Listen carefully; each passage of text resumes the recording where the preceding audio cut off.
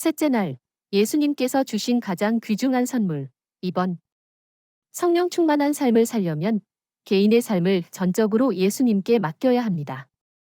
어제 이 말씀을 볼 때 우리에게 거는 하나님의 기대치가 아주 높은 것을 알게 됩니다. 이것은 이 선물의 가치가 얼마나 큰지를 잘 말해줍니다. 이 모든 전제 조건들을 고려할 때 자신의 부족을 통감하지 않을 사람이 얼마나 될지 모르겠습니다. 저는 성령을 간구하는 매일의 기도에 요한복음 7장 37절을 꼭 포함시킵니다. 누구든지 목마르거든 내게로 와서 마시라. 우리는 다음과 같이 기도할 수 있습니다. 예수님, 성령을 받기 위한 모든 전제 조건들을 제가 수락합니다. 지금 제 안에서 이 모든 것이 충족되게 해 주시기를 기도드립니다. 우리의 좋으신 하나님께서 이미 우리의 기도를 들으셨습니다. 풍성한 삶의 근원 되시는 성령. 예수께서 이 지상에 오신 이유가 무엇이라고 성경에 쓰였습니까? 내가 온 것은 양으로 생명을 얻게 하고 더 풍성히 얻게 하려는 것이라. 우리가 이 새로운 생명을 현세에서 누리는 것, 또 재림 후에는 전혀 다른 차원에서 영생으로 이어지는 삶을 하나님 나라에서 누리는 것이 예수님의 소원입니다. 예수께서 풍성한 삶의 근원이 성령이시라고 말씀하셨습니다. 누구든지 목마르거든 내게로 와서 마시라. 나를 믿는 자는 성경의 이름과 같이 그 배에서 생수의 강이 흘러나오리라 하시니 이는 그를 믿는 자들이 받을 성령을 가리켜 말씀하신 것이라. 생수의 강은 신자들이 누릴 풍성한 삶을 뜻합니다. 과연 이보다 더 적절히 묘사할 수 있을까요? 약속을 근거로 드리는 기도는 아주 귀중한 기도법입니다. 지상생애 동안 예수께서 우리를 위하여 남기신 모본, 우리가 알기로 마리아는 성령으로 말미암아 예수를 잉태하였습니다. 또 예수께서 침례를 받으신 후 기도하심으로 성령이 비둘기 같은 형체로 그의 위에 강림하셨습니다. 그럼에도 불구하고 예수님이 매일 성령의 침례를 받으실 필요가 있었다면 그 이유가 무엇입니까? 다음은 엘렌 화이트의 권면입니다. 예수께서는 아침마다 하늘 아버지와 교통하셨고 매일 새롭게 성령의 침례를 받으셨다. 사도행적에는 다음과 같은 말씀이 있습니다.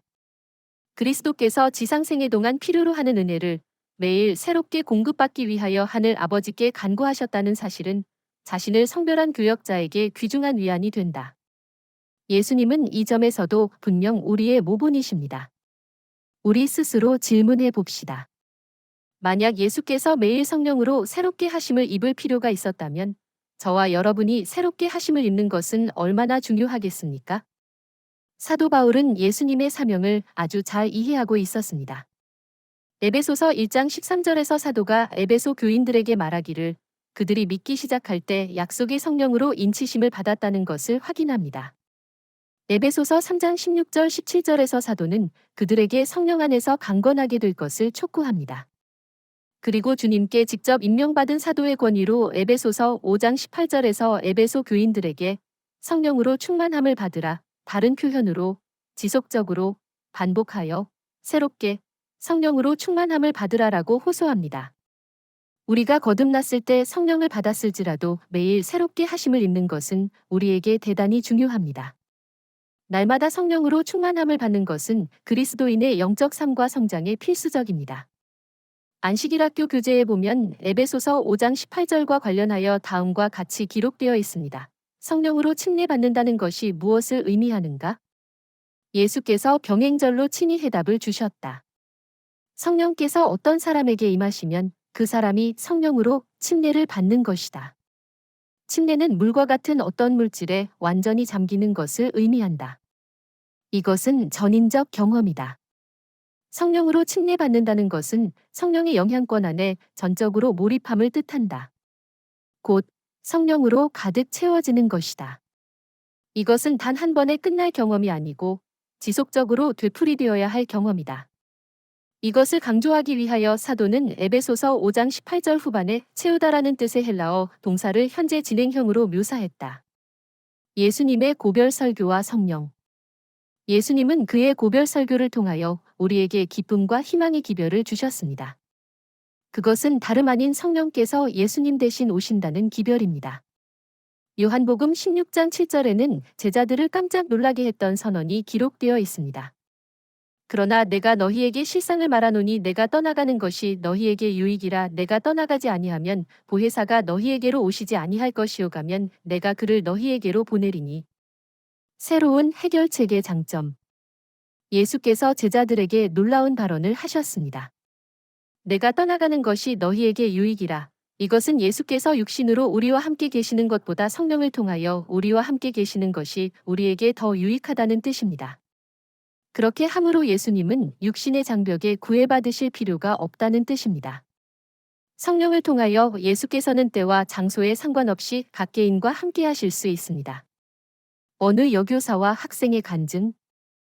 약 1년 전 제가 출석하는 교회에서 헬무트 하우바일 목사에 져서 개인적 신앙 부흥의 단계를 무료로 받았습니다. 저는 이 책을 짧은 시간 내에 통독해 버렸습니다. 책 읽기가 끝나기도 전에 저는 이전에 몰랐던 하나님을 경험하기 시작했습니다. 이 책은 저를 매료시켰고 제게 큰 용기가 되었습니다. 교육학 연구에 의하면 중요한 주제를 다룬 저술물은 6회에서 10회 정도 반복하여 청취하거나 읽어야 주제가 확실히 파악될 수 있다고 합니다. 다음 글도 제 마음을 사로잡았습니다. 한 번만 실험해 보세요. 그 결과가 당신을 놀라게 할 것입니다. 제게 그 경험이 필요했습니다. 그런데 세 번째 통독을 마치고 나서 이 책이 저를 사로잡고 말았습니다. 구속주를 향한 저의 사랑이 부풀어 올랐습니다. 이것은 제가 평생을 기다리며 원했던 경험입니다. 2개월 만에 6회 통독했는데 그 결과는 사뭇 놀랄 만합니다. 혹 예수께서 우리에게 가까이 오신다면 우리가 그의 순결하고 친절하고 사랑스러운 눈을 바라볼 터인데 저는 그것이 어떤 느낌일지 이제는 알 것 같습니다. 저는 이제는 우리 구주 안에 있는 즐거움을 떠나서는 못 살 것 같습니다. 아침에는 눈 뜨자마자 하나님과 다시 교제를 경험하는 아침 헌신 시간이 기다려집니다. 낮 동안은 묵묵히 기도하면서 성령께서 제 생각을 주관하시고 대화 중에 저의 태도에서 수업 중에 저를 도와주시기를 간구합니다. 아이들이 말 안 듣고 짓궂게 굴어도 하나님께서 제게 힘과 지혜를 주시고 잘 대응하게 하십니다. 요즘 제 근무 시간은 창조주의 임재로 가득합니다. 하나님께서 저희 일상생활을 참으로 도와주십니다. 저는 아침에 기도하고 낮에도 틈나는 대로 성령의 충만을 위해 기도드립니다. 이제 하늘은 제게 아주 가까이 느껴집니다. 저는 하늘을 미리 맛보며 살고 있습니다. 이 책을 읽는 동안 제 마음에 한 생각이 떠올랐습니다. 제가 가르치는 학생들도 같은 경험을 가지게 하면 좋겠다는 생각이었습니다.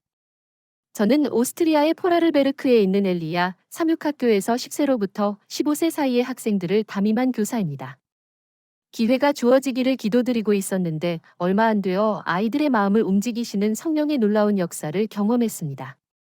기도. 하늘에 계신 아버지. 예수님을 통하여 저에게 긴급 초청문을 보내주시고 지체하지 말고 성령을 간구하도록 깨우쳐 주셨으니 감사를 드립니다. 성령의 결핍으로 인해 이런저런 손실을 당했으니 죄송합니다.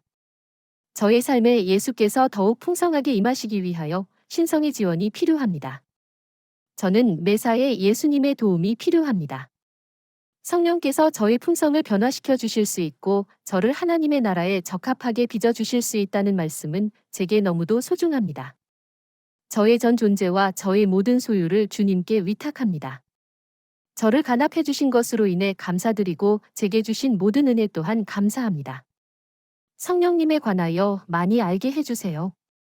예수님이 이름으로 기도합니다. 아멘.